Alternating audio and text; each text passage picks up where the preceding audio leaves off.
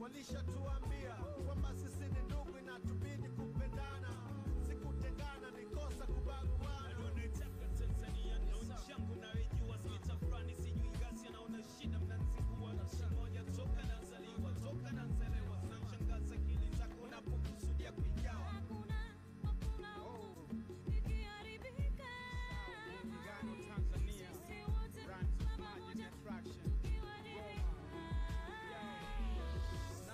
Kwenye kaburi la babu yendo analia nyeusi takwanye bendera ya Tanzania. Sisi wakitoa machozi mekufuru dunia. Oh my God, hivi mnafuata wasia walotushia.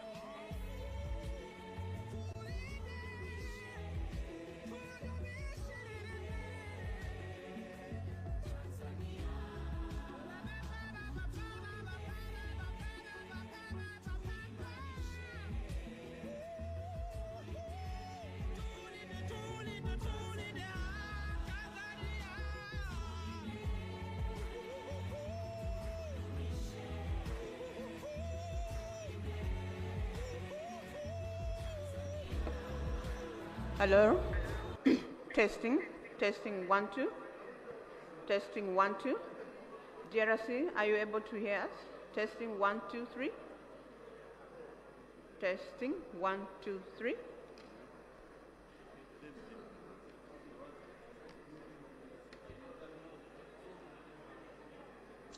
Check.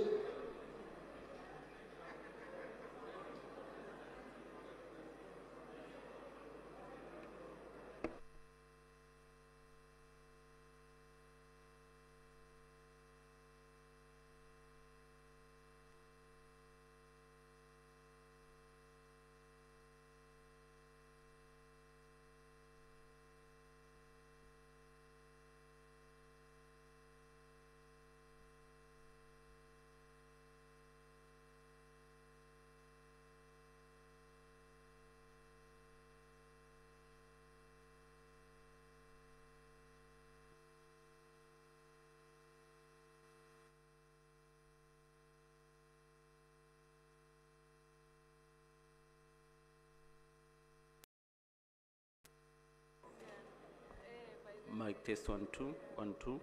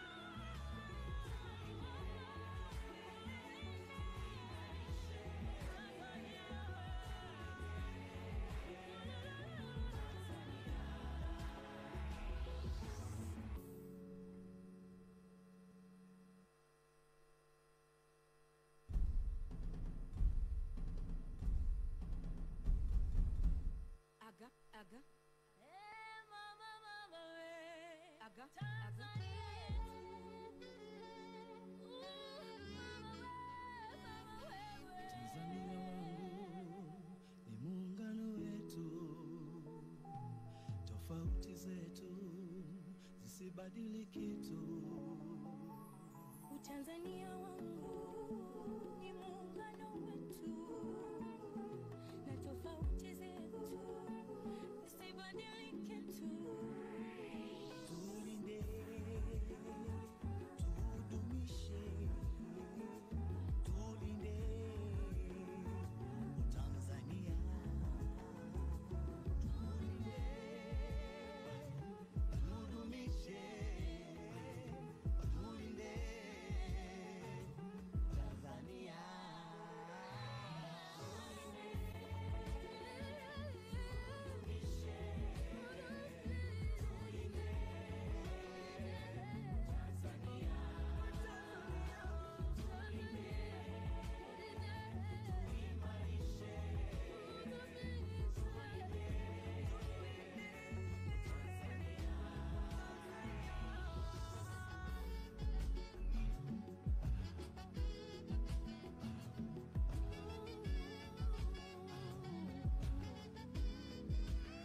Walifanya kazi babu zetu zamani, wakaujenga msingi ulioishika amani. Walijitoa kwa ajili ya sisi watoto wao, na sisi tulinde kwa ajili ya wajukuu zao. Walifanya kazi babu zetu wa zamani, wakaujenga msingi ulioshika amani. Ili mimi nawe tuwe Watanzania, basi umoja uzalendo zingatia, tusisikize maneno kuambiwa. Tushirikiane, tusimame, sisi ni wamoja. Udhumuni na hakika ni juu yetu. Wachache wanaotuzingua hutumia siasa kutusumbua. Tusiache kuwakumbusha umuhimu wa Tanzania. Mimi ni sehemu ya moja wetu. Udumu na hakika ni juu yetu, yetu. Wachache wanaotuzingua hutumia siasa kutusumbua. Tusiache kuwakumbusha umuhimu wa Tanzania. Lugha moja, kabila 120. Hii ni hoja, utu, utamaduni na kujiamini. Hekima, busara, bahari ya juu vinahitajika kulinda muungano huu. Sisi wamoja, wiki pitu. Familia moja, wiki pitu. Sisi ni baba moja, mama mbali mbali. Hivyo ni damu moja, shetani kaa mbali. Bendera moja ila rangi mbali mbali. Shetani kaa mbali. Shetani kaa mbali.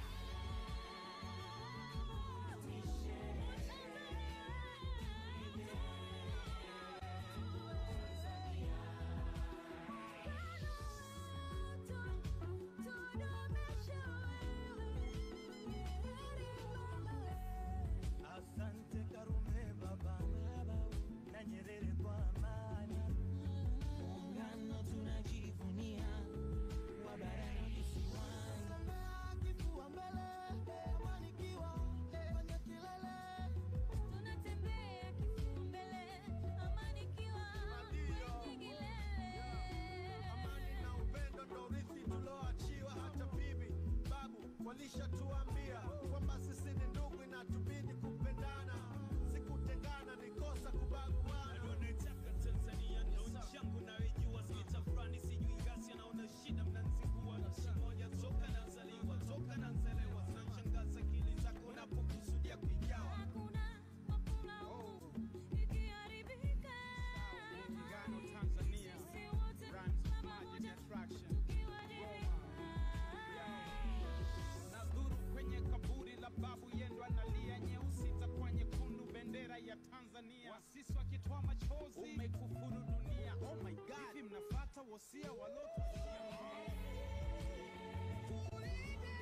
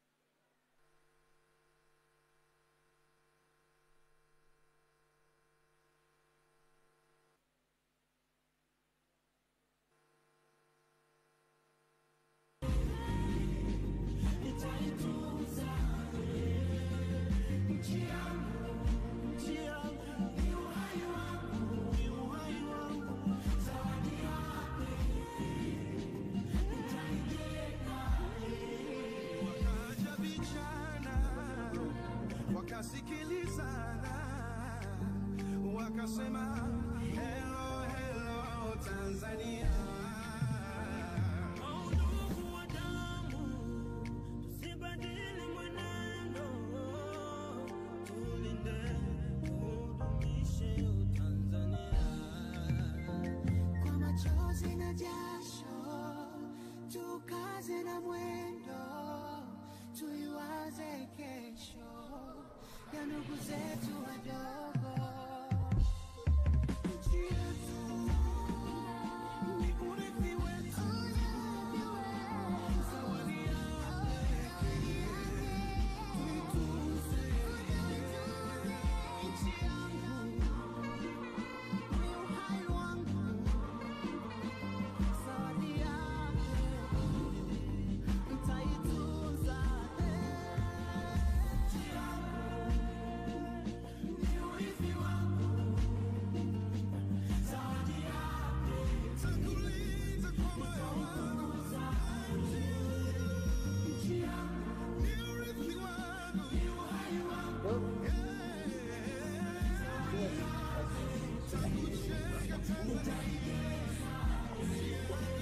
Toa baga nipe ugali wa ujaga, toa energy drink nipe siku ya meza, toka na mpaka Kigoma nacheza, mchiriku mdumange bai koko muheza.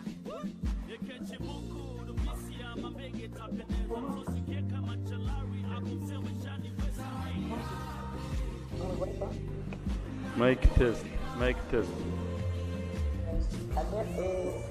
Daniel? Hello? Hello? Daniel? DRC, are you able to hear us? Yes. Yeah. Wait to. Hello? Mic test. Yes. Mic test. Mkutano. Hello? DRC?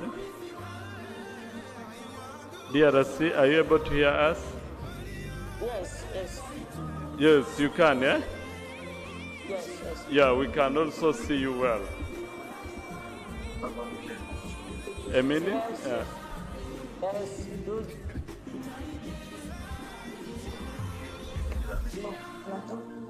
Merci.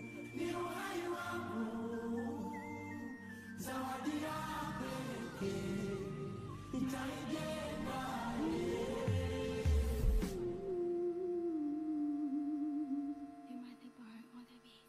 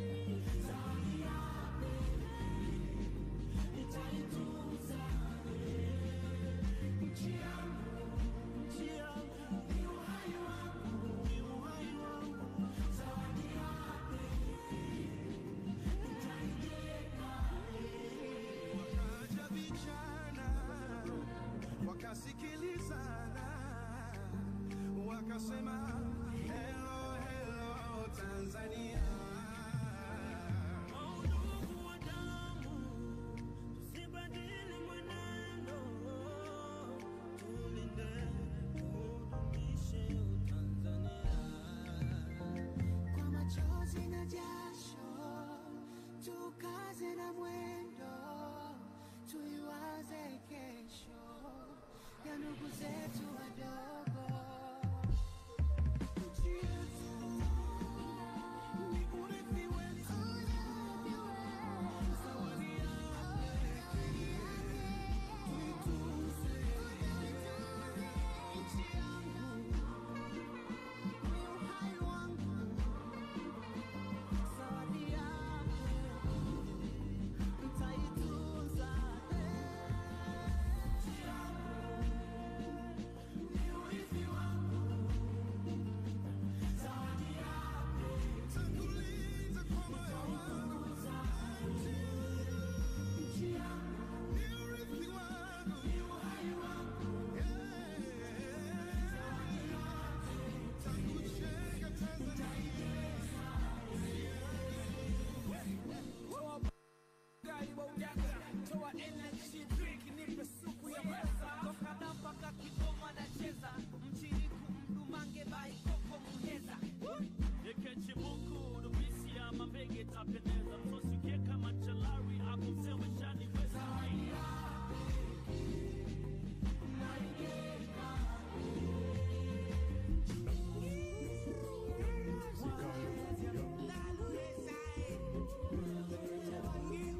Tanzania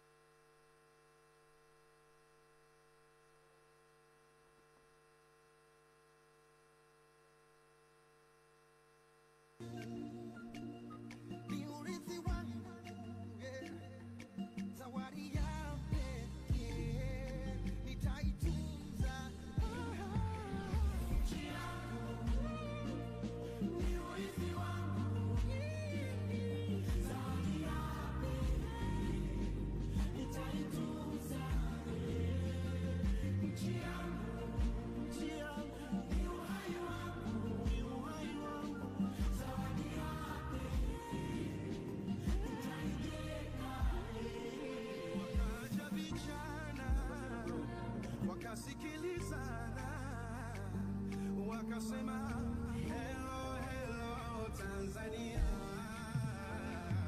Ndugu wa damu, tusibadili mwenendo, tulinde, tudumishe Tanzania. Kwa machozi na jasho, tukaze na mwendo, tuiwaze kesho ya ndugu zetu wadogo. Nchi yetu ni urithi wetu, zawadi yake tuitunze. Nchi yangu ni uhai wangu, zawadi yake nitaitunza. Nchi yangu ni urithi wangu, zawadi yake Tanguliza kwa moyo wangu, nchi yangu ni urithi wangu, ni uhai wangu, tangu kujenga Tanzania. Toa baga nipe ugali wa ujaga, toa energy drink nipe supu ya pesa. Toka da mpaka Kigoma nacheza, mchiriku mdumange bai koko muheza. Yekeche buku, dubisi ya mambege tapendeza. Msosi ukieka machalari, ako msewe shani weza.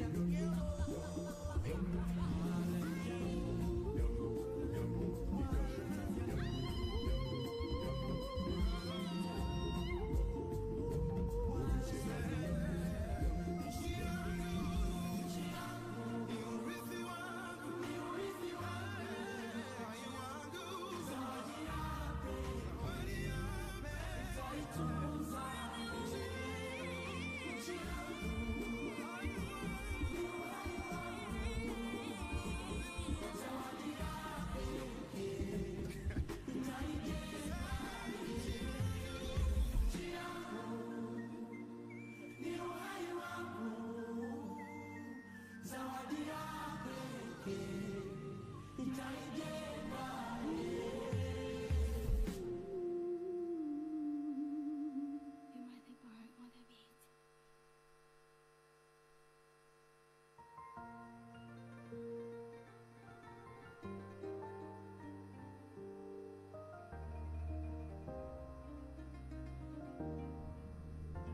Ulianza udogo, ukakazana mwendo.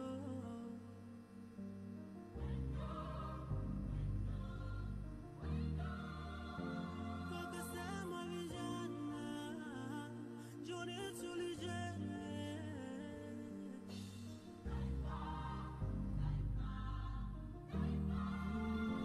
Kwa maombi na jasho, hawakujali mateso, walichowaza ni kesho ya sisi watoto. Nchi yangu ni urithi wangu, zawadi ya pekee nitaitunza. Nchi yangu ni urithi wangu, zawadi ya pekee nitaitunza. Nchi yangu ni urithi wangu, zawadi yake nitaitunza. Nchi yangu ni uhai wangu, zawadi yake nitaijenga. Wakaja vijana wakasikilizana, wakasema hello hello Tanzania. Ndugu wa damu, tusibadili mwenendo, tulinde, tudumishe Tanzania. Kwa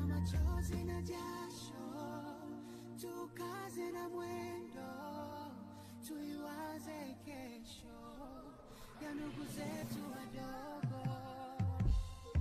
Nchi yetu ni urithi wetu, zawadi yake tuitunze. Nchi yangu ni uhai wangu, zawadi yake nitaitunza. Nchi yangu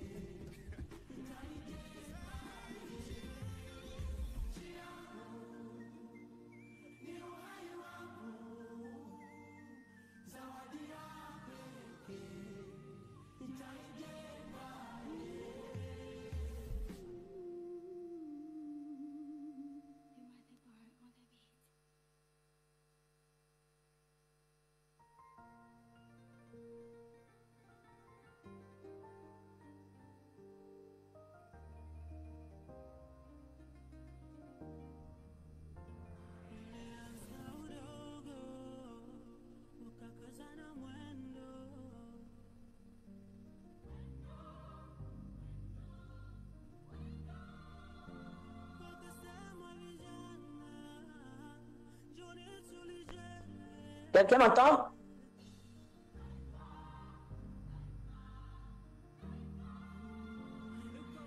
Oui, oui, ici c'est la RDC. Je vous reçois à 5 sur 5.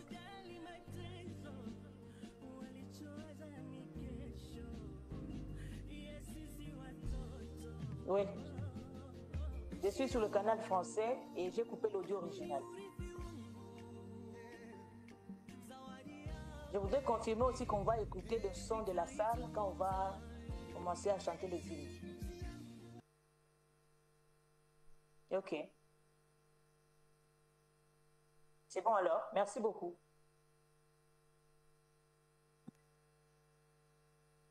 Ok, merci.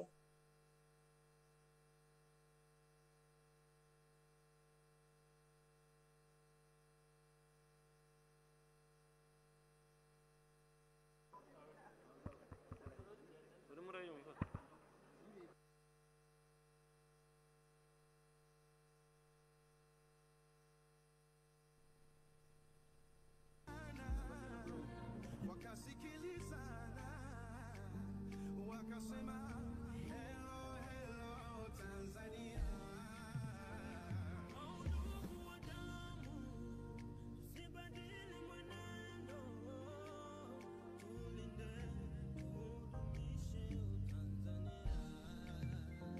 Kwa machozi na jasho tukaze na mwendo tuiwaze kesho ya ndugu zetu wadogo. Nchi yetu ni urithi wetu, zawadi yake tuitunze. Nchi yangu ni uhai wangu, zawadi yake nitaitunza.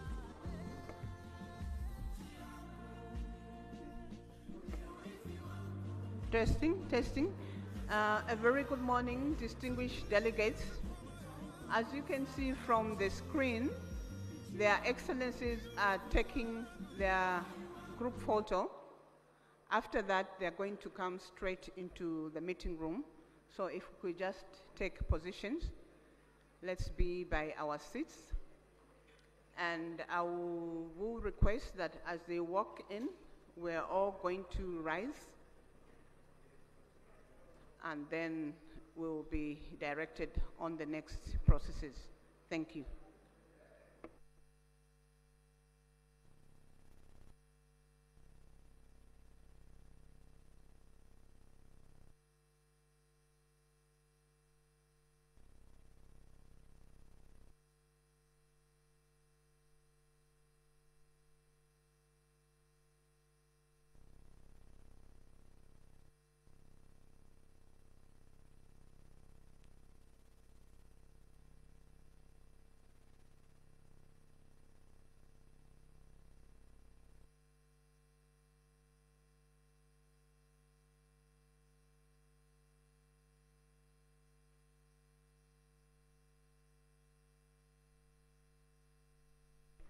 Shall we please rise as their excellencies are walking in?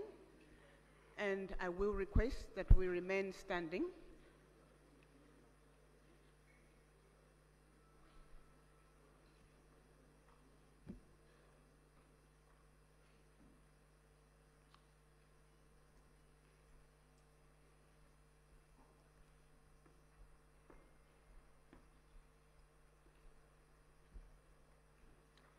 We will remain standing after all their excellencies have positioned. We're going to have the anthems by the Tanzania brass band. I'm not seeing the brass band in the room. Are they coming to sing from here or outside? Okay, they are walking in.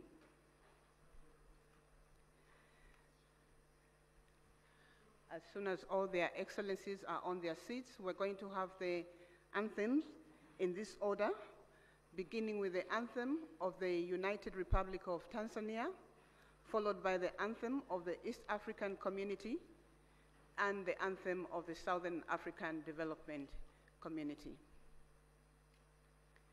I think all their excellencies are on their seats. I'll request that we proceed into the anthem. Brass band, thank you.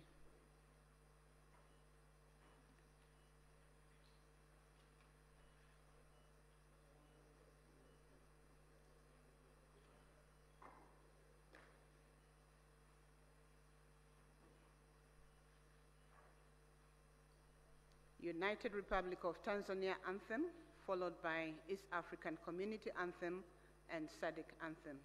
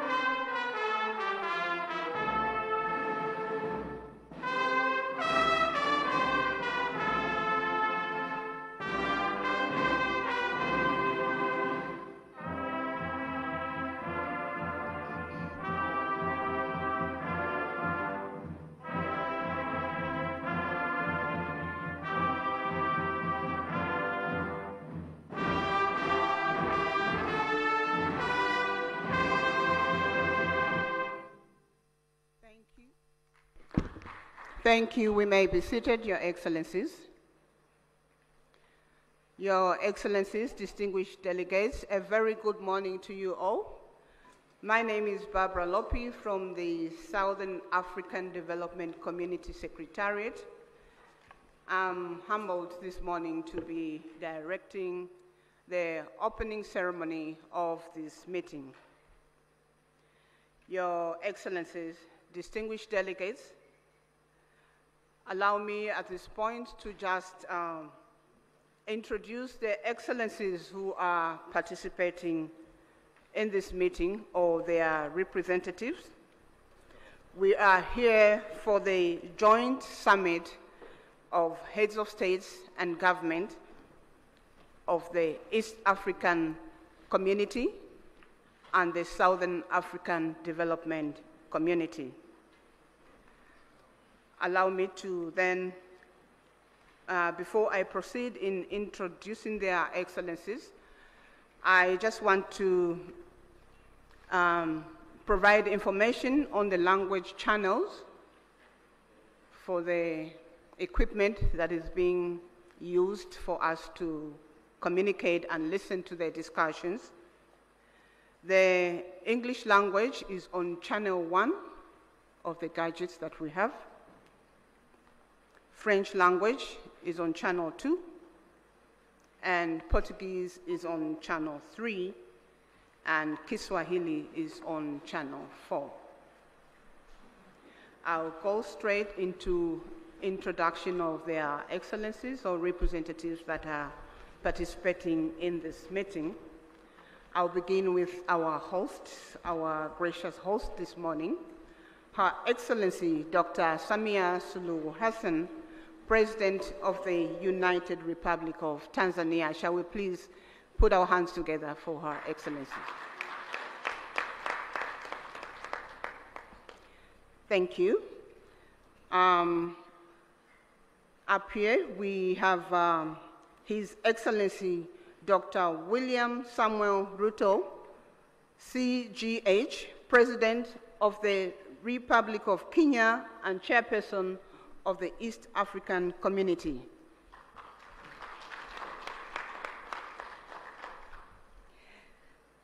Up here, we also have His Excellency Dr. Emerson Dambuzo Mnangagwa, President of the Republic of Zimbabwe and Chairperson of Sadc, Southern African Development Community.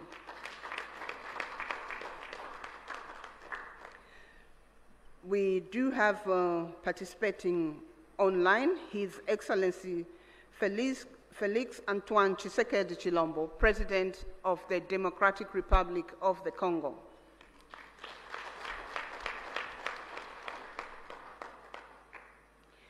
His Excellency Hassan Sheikh Mohamud, President of the Federal Republic of Somalia.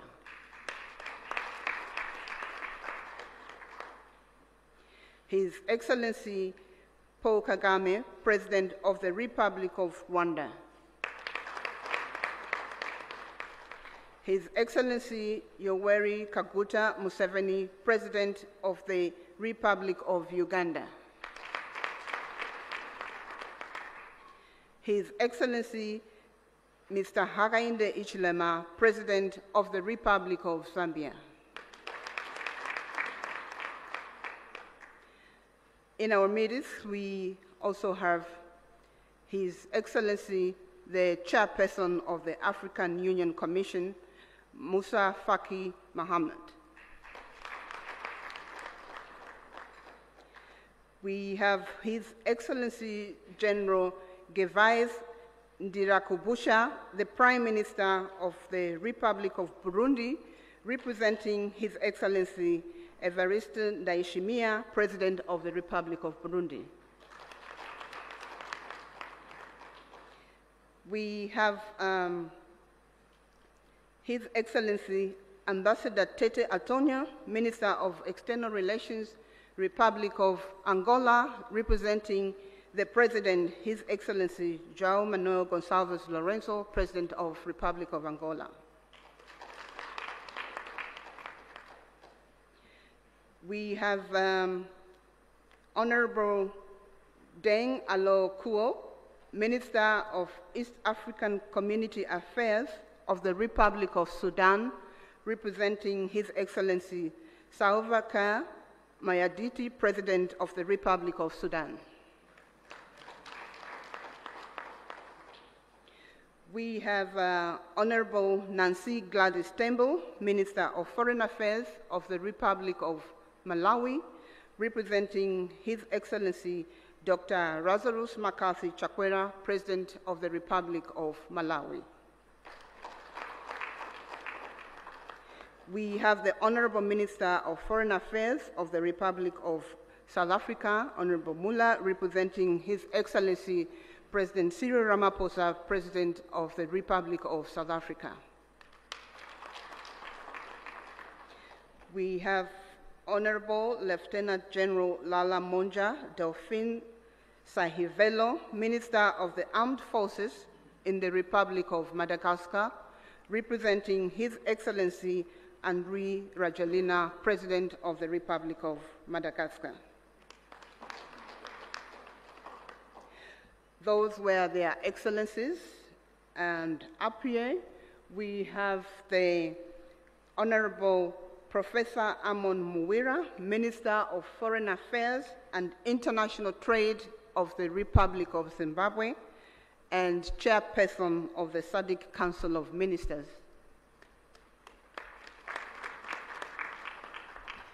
Up here we also have His Excellency the Right Honorable Dr. Musahila Mudavadi, Prime Cabinet and Secretary for Foreign and Diaspora Affairs, Republic of Kenya, and Head of the East African Community Delegation of Ministerial Session.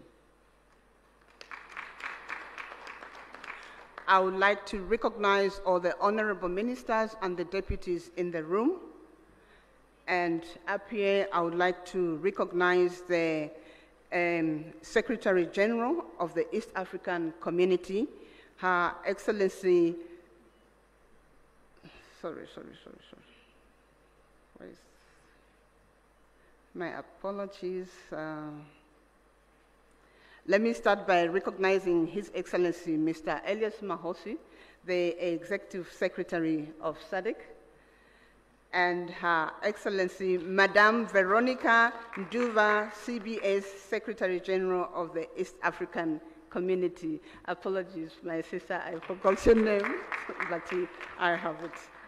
Senior officials from all SADC member states represented here, members of the press, ladies and gentlemen, you are welcome. Our program will be as follows. We are going to have welcome remarks from our host president, Her Excellency Dr. Samia Suluhu Hassan, President of the United Republic of Tanzania. This will be followed by the statements from the chairpersons from the East African Community and the Southern African Development Community. I will present their name after Her Excellency gives us the welcome remarks. Your Excellency, you have the floor. Thank you. Thank you very much. Your Excellency, Dr. Emerson Dambuzo Mnangagwa, President of the Republic of Zimbabwe and Chairperson of SADC. Your Excellency, Dr. William Samoei Ruto, President of the Republic of Kenya and Chairperson of East African Community. Fellow heads of state and government from EAC and SADC partner state and member states. Honorable Ministers, Honorable Veronica Nduva, Secretary General of East African Community, Your Excellency Mr. Elias Mpedi Magosi, the SADC Executive Secretary, distinguished delegates, good morning. It gives me a great pleasure and honor to welcome you all to the United Republic of Tanzania, and more specifically to the city of Dar es Salaam, the haven of peace, for this crucial joint EAC SADC summit convened to deliberate on the prevailing security situation in the Eastern DRC. Tanzania is profoundly honored to host this high-level meeting and remains eternally committed to the objective of promoting peace and security within the region and beyond. Similarly, I would like to express my sincere appreciation to the Executive Secretary of East African Community and Sadc and their entire teams for effectively coordinating this meeting within a short time. Excellencies, as we are all aware, DRC, a member of both the EAC and Sadc, is still facing prolonged conflicts whose impact has transcended its borders and so creating far-reaching effects in neighboring countries. For the last couple of weeks, we have witnessed the spread of violence that has caused massive harm to human life, human displacement, and insecurity, which affected economic activities and disrupted cross-border trades. As regional leaders, history will judge us harshly if we remain still and watch the situation worsen day by day. And in line with the principle of African solutions for Africa's problems, our countries have a collective responsibility to ensure we urgently address the existing security challenges that have heavily impacted the well-being of innocent civilians. This joint summit meeting presents an opportunity to recommit our collective efforts in addressing the conflicts and reaffirm our sustainable peace and stability in the entire EAC and SADC regions. It is crucial that we find a durable solution that upholds sovereignty, promotes inclusivity, and ensures that the people of DRC can enjoy durable peace and security that they have been yearned for decades. Excellencies, as a steadfast advocate for peace in Africa, Tanzania is deeply concerned about the persistent insecurity in eastern DRC. The ongoing conflict not only destabilizes our brotherly nation, but also put serious dents on our consistent efforts to enhance regional integration. My country remains committed to supporting ongoing diplomatic initiatives to end conflicts in eastern DRC, and so we call on all parties involved in the DRC conflict to positively engage in negotiations, prioritize the well-being of its people, and commit to peaceful coexistence. Excellencies, our gathering here in Dar es Salaam should be an opportunity for us to have serious reflections and engage constructively on what needs to be done to assist our fellow member states in addressing security challenges. Despite the woven complexity of the matter we are dealing with, we should be confident that this meeting will come up with concrete proposals and measures to urgently address the existing challenges so as to avoid an impending humanitarian catastrophe. As active members of EAC and SADC, we have to remain resolute in our quest to see peaceful and stable regional blocs with our countries standing tall and harmoniously coexisting. It is therefore my humble request to you, my colleagues, let us be united in our efforts to end violence, foster stability, and create an environment where peace, security, and development can thrive. With these few remarks, I once again extend my warmest welcome to all of you and wish you productive deliberation. Asante sana, thank you very much. Merci beaucoup, obrigado. Thank you.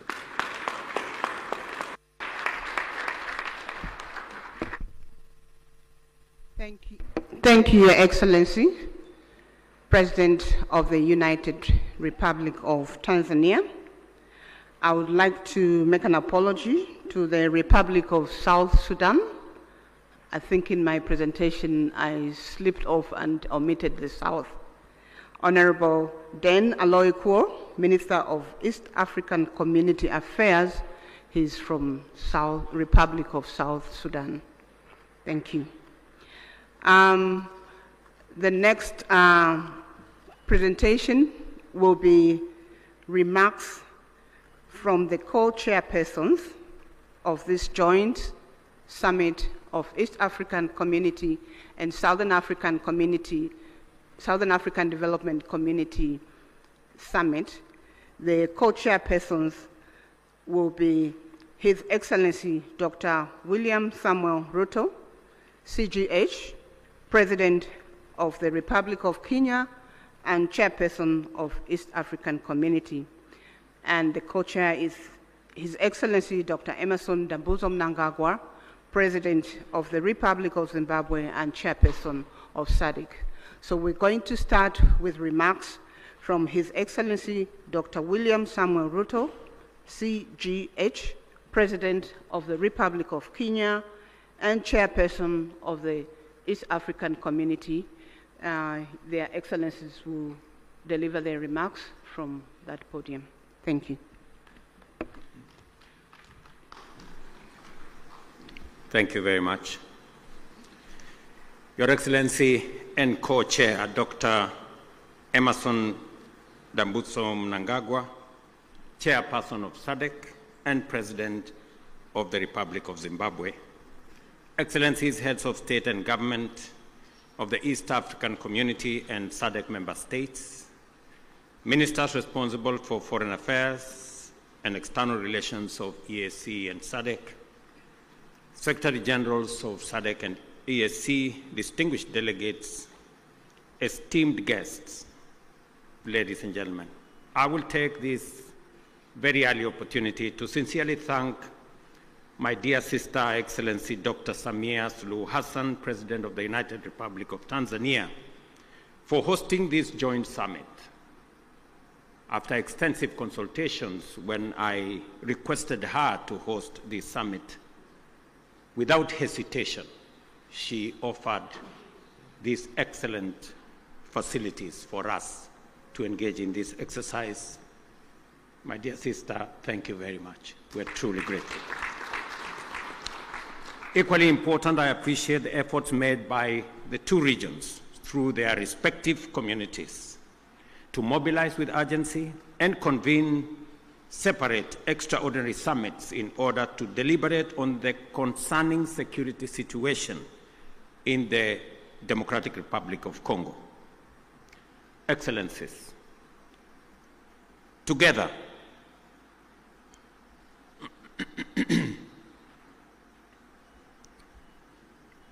we find ourselves standing face to face with a grave and protracted security, diplomatic, and humanitarian crisis in DRC, a situation that demands our immediate, collective, and sustained attention. The East region of DRC has been engulfed in a devastating conflict for over 2 decades now, and this tragedy has claimed thousands of lives, displaced countless civilians, inflicted unbearable suffering and loss, and set back the development momentum of one of the most promising countries in the world. The recent escalation of hostilities in Goma and the surrounding areas is a stark reminder of the increasing fragility the situation presents, and that only collective action to facilitate a negotiated solution will offer relief. Today, we join together in order to reiterate our calls to the parties to this tragic conflict to immediately cease hostilities and take positive action to allow meaningful dialogue aimed at restoration of stability. Specifically, we stand together to call on all parties to actualize the ceasefire, and specifically on the M23 to hold further advancement and the armed forces of DRC to cease all retaliatory measures. An immediate ceasefire is the only way by which we can create necessary conditions for constructive dialogue and implementation of a comprehensive peace agreement. As members of the African Union and United Nations, we stand bound by fundamental principles of respect for the territorial integrity and sovereignty of nations and the principle of good neighborliness. These twin principles are the surest safeguards for the realization of peaceful coexistence. Equally, as responsible members of the international community are bound by the obligation to ensure the safety of diplomatic assets, civilians, and personnel, as well as peacekeepers within our countries. The wanton disregard for the sanctity of life, diplomatic missions, and peacekeeping, and peacekeepers as well, is not only a brazen demonstration of lawless and unprincipled pursuit of violent harm and destruction, it is a grave affront to the rules-based international order.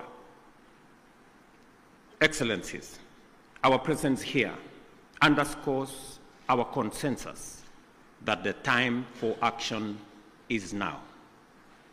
The lives of millions depends on our ability to navigate this complex and challenging situation with wisdom, clarity of mind, empathy for the millions whose lives and livelihoods have been plunged into uncertainty, concerns for DRC's lost opportunity to accelerate its growth and development, and a steadfast commitment to peace and justice.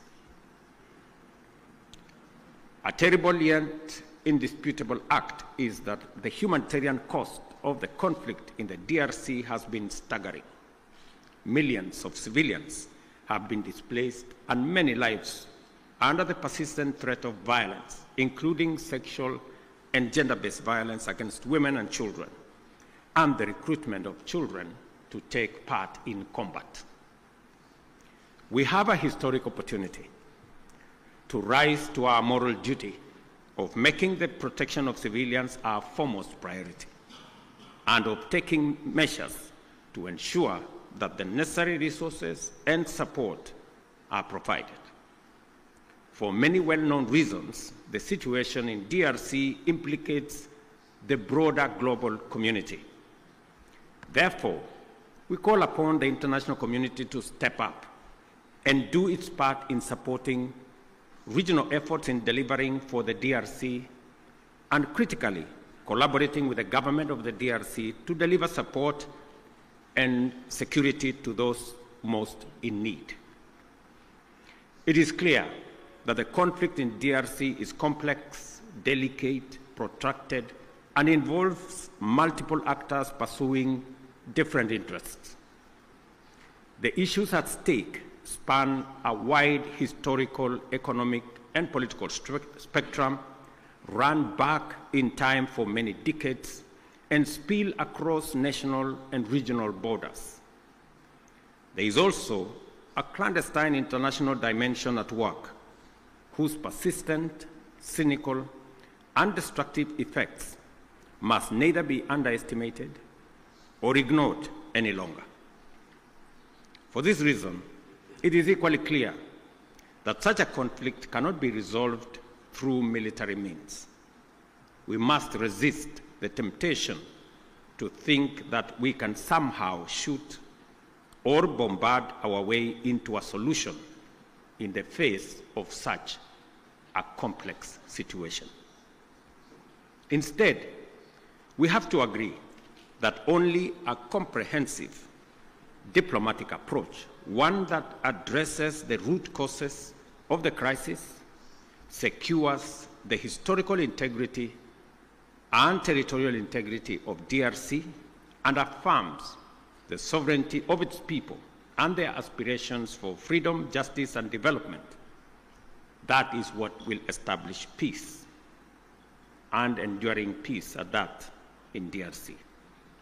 Such an approach must also bring together multiple stakeholders, regional states, international bodies, political organizations, civil society groups, and the Congolese government itself to dialogue and collaborate in order to explore, develop, and implement a lasting solution.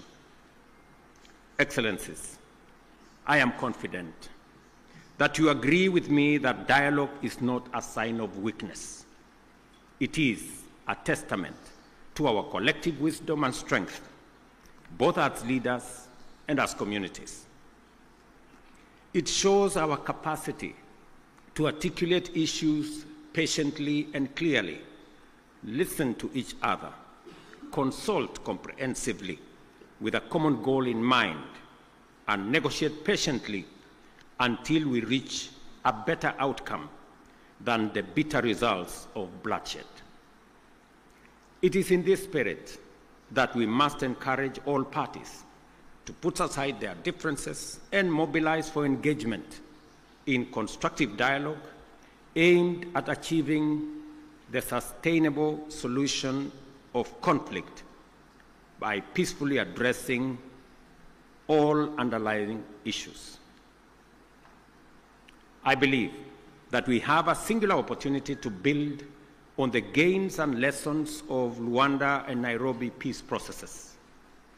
We have a historic opportunity as the broader neighborhood of the DRC to mobilize our collective will into a fused, single, and coherent initiative towards the resolution of this complex crisis.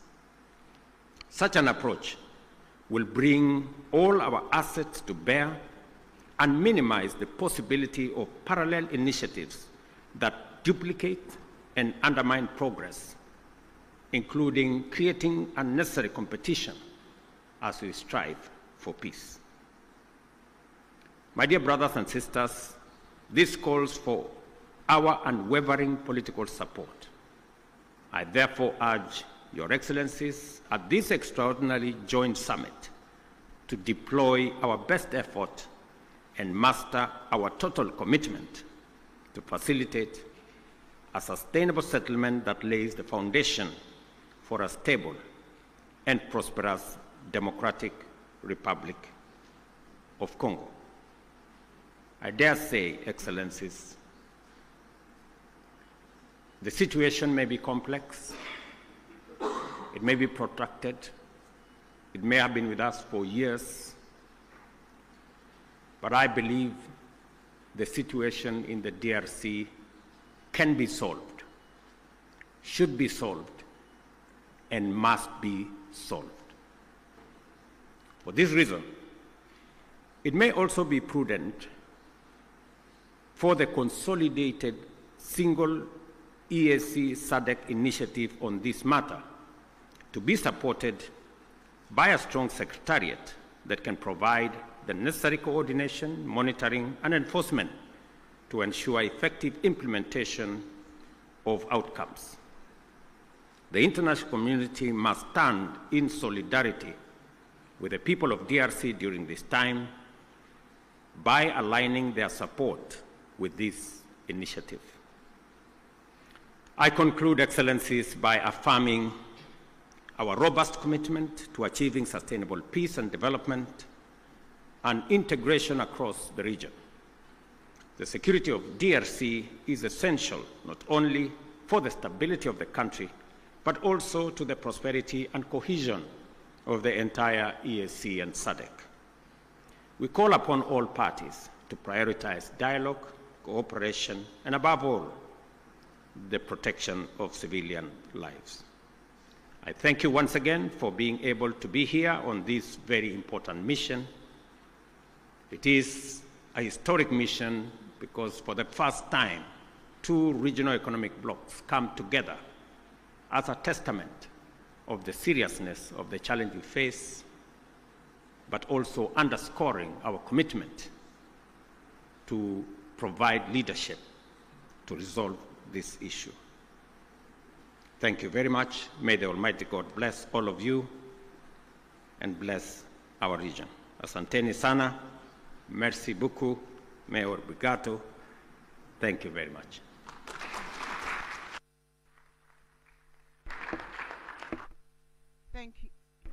Thank you, Your Excellency, Dr. William Samuel Ruto, CGH, President of the Republic of Kenya and Chairperson of the East African Community. We're now going to have another statement from His Excellency Dr. Emmerson Dambuzo Mnangagwa, President of the Republic of Zimbabwe, who is co-chair to this meeting, and Chairperson of the Southern African Development Community. Your Excellency, you may proceed to deliver your remarks. Thank you.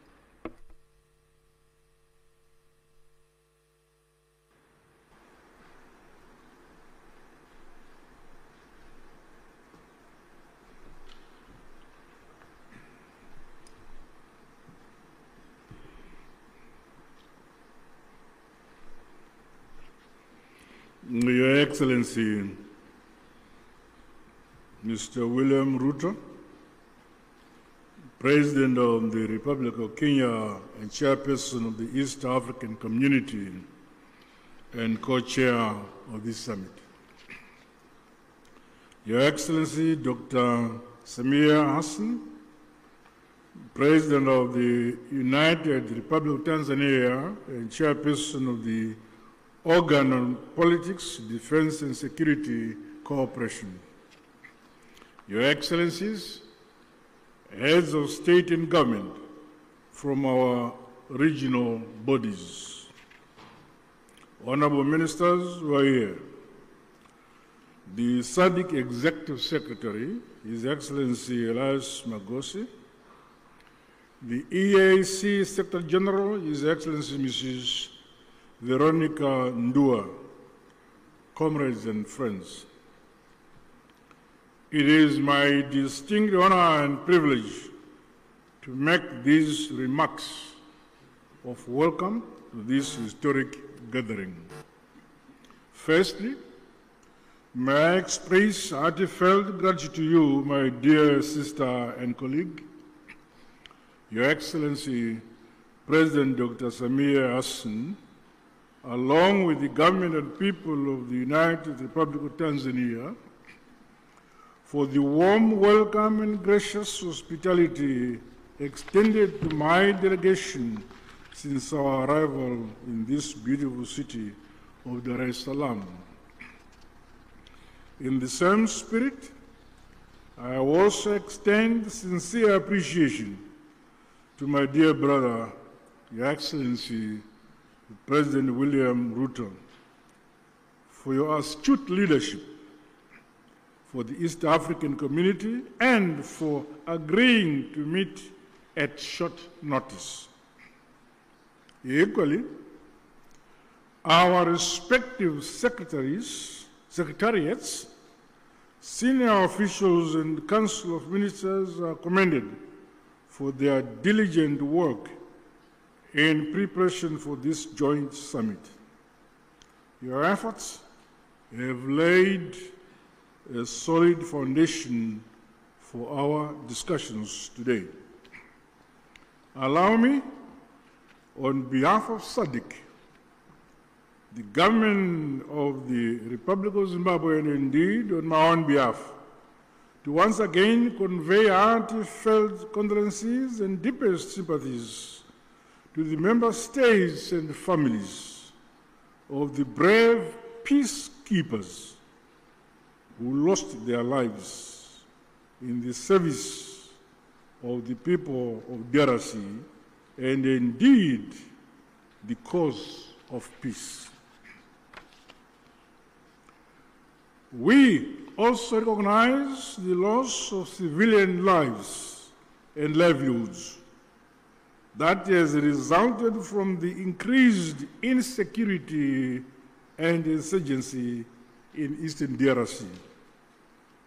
Our prayers continue to be made for the affected families and the communities. Your Excellencies, this historic summit of our two regional blocs is testament to our shared commitment to the founding values of the African Union. Such joint initiatives must see us scale up bold and decisive actions to silence the guns on our continent, but most immediately implement lasting solution to the escalating conflict and humanitarian crisis in the Eastern DRC. Undoubtedly, ongoing instability, growing hostilities, and the ever-increasing number of internally displaced persons in the Eastern DRC has far-reaching consequences, not only for the people of DRC alone, but also for our regions and the African continent as a whole. The unity, solidarity, and unbreakable bonds of the peoples of the continent must stand the test of such trying times as we face. We must remain as solidly united as we were during the struggle for complete emancipation and independence of Africa from colonialism. We thus have a duty and a collective responsibility to comprehensively, frankly, tackle and address the various challenges that are impeding the realization of peace and security for the people of Eastern DRC. Drawing from our rich African values and heritage, and further emboldened by the spirit and letter of the United Nations Charter, the Constitutive Act of the African Union, as well as the treaties of both Sadc and the EAC, let us seize this opportunity to ensure convergence and a coordinated response which is mutually reinforcing towards one common objective. I thus challenge all of us to approach the agenda before us with openness, honesty, flexibility, and commitment to building a lasting peace for Mother Africa.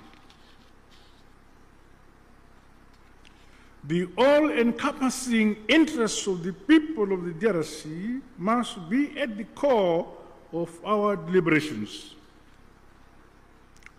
Let us do much more to realize sustainable peace in our sister republic of the DRC in our lifetime. To date, Sadc notes and acknowledges the progress made under the Luanda and Nairobi processes aimed at silencing the guns, as well as facilitating dialogue among all parties to the conflict. This summit, therefore, should leap us forward towards a concrete roadmap to help resolve the ongoing crisis. As the leaders entrusted to nurture and facilitate unity, peace and development in this era, we cannot let the peoples of our regions down. Their hope is in us here. The Sadc bloc remains unwavering and committed to continue playing its part. With these remarks, I wish the summit fruitful deliberations. I thank you. Asante sana, tatenda.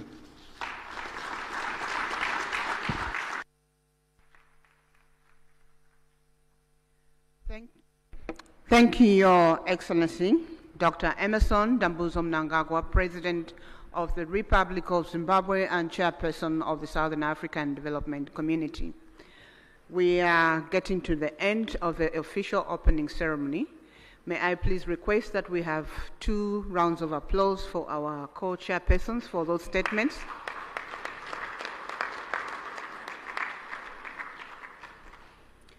Thank you.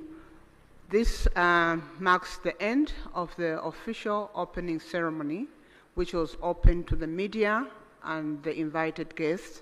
At this point, we will allow the members of the press to be excused and leave the room so that we allow their excellencies to deliberate on the agenda. The meeting participation is 1+5. Again, we will request delegations that were invited to the official opening, but who are outside the 5 configuration to be excused. As the media is exiting,